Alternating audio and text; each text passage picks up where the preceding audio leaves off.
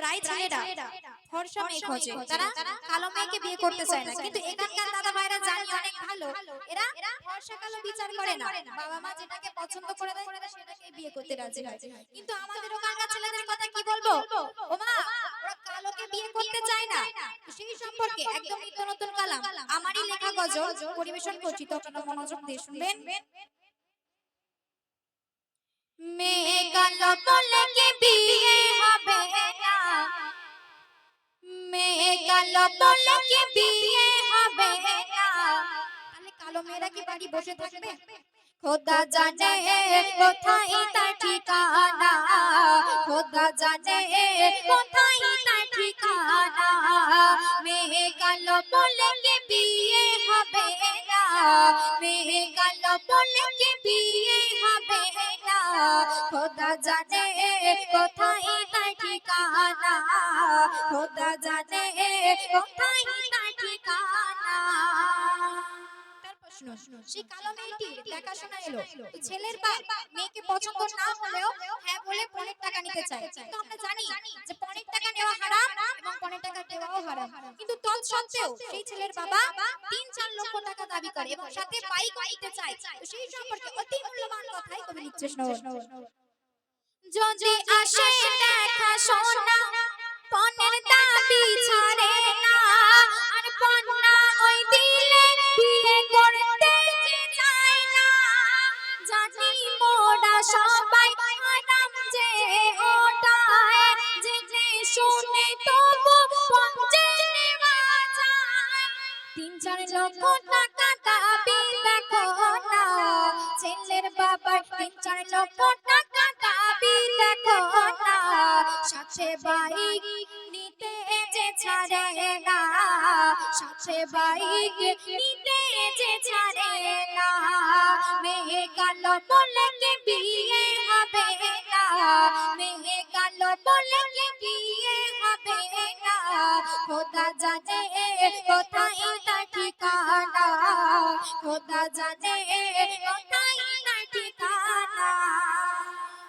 অবশেষে সেই কালো মেয়ের সাথে ছেলেটির বিবাহ হয়। কিন্তু বিয়ের হওয়ার পরে শাশুড়ি সেই মেয়ের উপর এত অত্যাচার করত যে মেয়েটি বাধ্য হয়ে গলায় দড়ি দেয়। সে মনে মনে ভাবতো যে আমার বাবা এত টাকা খরচ করে আমাকে বিয়ে দিল, তাই সে অত্যাচার সহ্য করতে না পেরে আত্মহত্যা করতে বাধ্য হয়। তাই অতি সুন্দর কথা কবি লিখছে, শুনুন। বিয়ে হওয়ার পরে ওই তাদের সংসারে শাশুড়ি শুধু কাজ করায় তারে, উঠে বসে খোটা দেয়, লাঠি ঝাঁটা তোলে গায়, বাধ্য হয়ে সে মেয়ে গলায় যে দড়ি দেয়।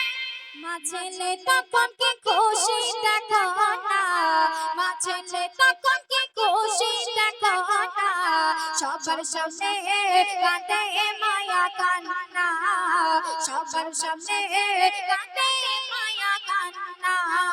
মেয়ে কালো বলে কি বিয়ে হবে না, মেয়ে কালো বলে কি বিয়ে হবে না, খোদা জানে কোথায় তার ঠিকানা, খোদা জানে কোথায় তার ঠিকানা।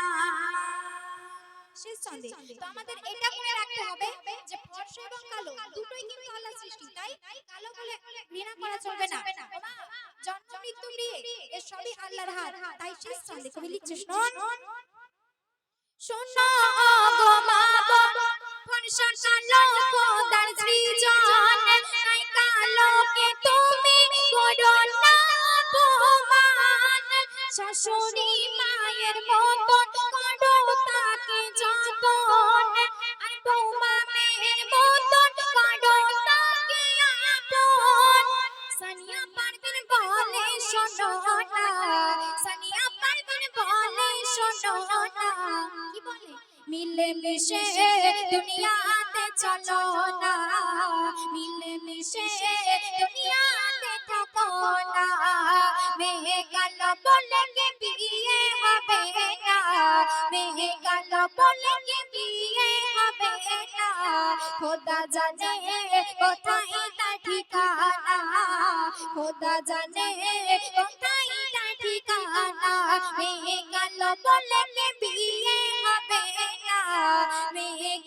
বলে কি বিয়ে হবে না খোদা জানে কোথায় তার ঠিকানা খোদা জানে কোথায় তার ঠিকানা খোদা জানে কোথায় তার ঠিকানা